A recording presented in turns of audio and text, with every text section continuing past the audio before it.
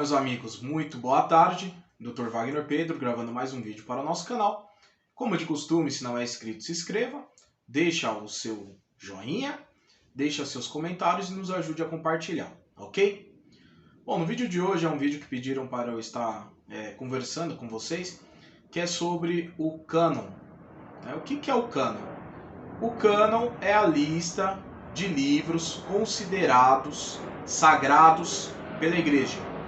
Certo? Então vou repetir, o cânon é a lista de livros considerados sagrados pela igreja, considerados inspirados. Mas o que você tem que entender aí, seja você que tem uma Bíblia aí protestante com 66 livros, ou você que tem uma Bíblia católica, que aí tem um acréscimo aí de mais 7 livros, certo? Essa Bíblia ela não caiu do céu na tua cabeça. É isso que você tem que entender. Então vamos lá, vamos do começo, né? Cânon, ele vem do grego canone, que significa a regra de medir, certo? E esses livros, eles estavam todos espalhados, certo? Então existia um processo de canonização, processo de escolhas desses livros.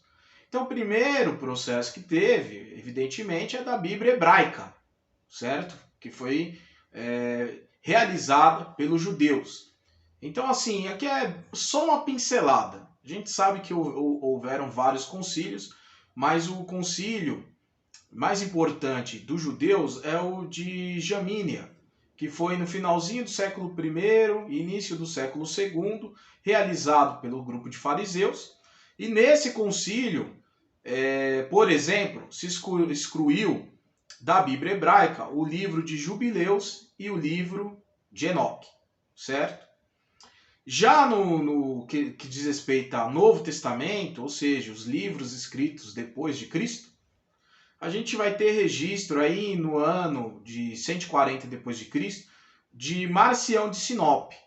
Ao que a história vai dizer, ele foi o primeiro a querer fazer uma lista.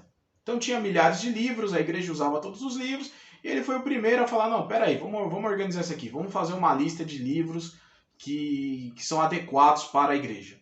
E aí, nesse cânon de Marcião de Sinope, ele deu uma bela enxugada. Ele excluiu o Antigo Testamento, deixou as cartas de Paulo e escolheu um dos evangelhos para adotar como a Bíblia. Depois a gente vai observar um outro pensador da igreja chamado Irineu de Lyon. Irineu de Lyon, ele partiu da ideia também de Marcião. A diferença é que ele já começa a adotar os 4 evangelhos. Outro homem que eu posso citar aqui é Orígenes, que usava basicamente o Novo Testamento que a gente conhece hoje, porém ele excluiu, né, ou ele não usava, melhor dizendo, as cartas de Tiago, de Pedro e de João, e usava um livro que era muito usado na época, que era o livro Pastor de Hermas. Né? Enfim, somente a partir do século IV que você vai ver que começa a haver um consenso no cânon como conhecemos hoje. E ao contrário do que alguns vão afirmar, né, não foi no concílio de Nicéia que fecharam o cânon bíblico como conhecemos hoje. No concílio de Nicéia, o máximo que houve foi uma ratificação de um processo que já veio perdurando durante muitos anos, certo? É algo interessante para a gente mencionar, e como eu disse, esse vídeo é apenas uma pincelada para você partir de algo para poder aprofundar suas pesquisas. Existe um fragmento chamado Muratori. Esse fragmento, não obstante ele data do século VII, os estudiosos vão dizer que os livros ali contidos, eles de um original que data do século II. E ali você vai ver um cânon ali, um conjunto de livros. E nesse cânon é interessante que está também o livro de Pastor de Hermas. Enfim, o que você tem que entender? A Bíblia não caiu na cabeça de ninguém. Houve vários concílios, né? Vários concílios no Ocidente, no Oriente. Eu não estou citando aqui 1/3 dos concílios que houveram. E ali homens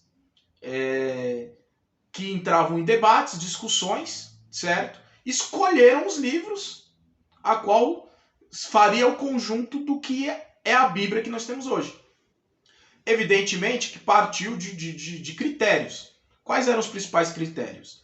Autoria confirmada, certo? Autoria apostólica, né?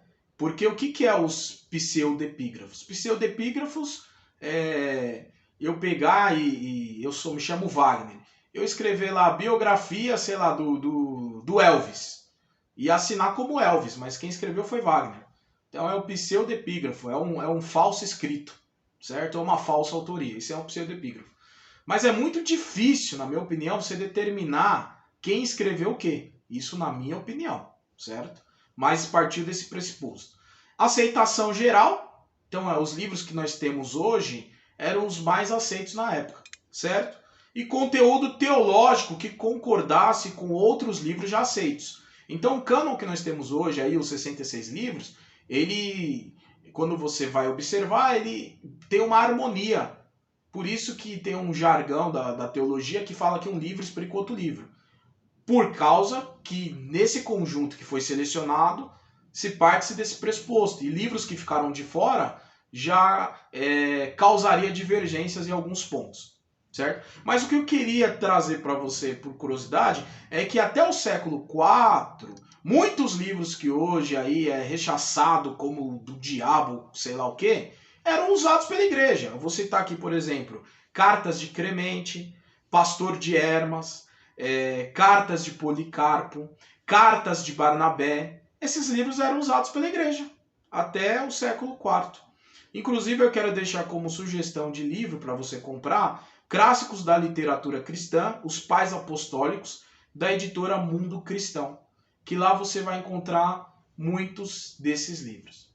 Enfim, espero que você tenha gostado desse vídeo, que tenha feito sentido para você. Deixa aí os seus comentários, o que você acha, tá bom? A gente vai ficando por aqui. Tamo junto, meu forte abraço.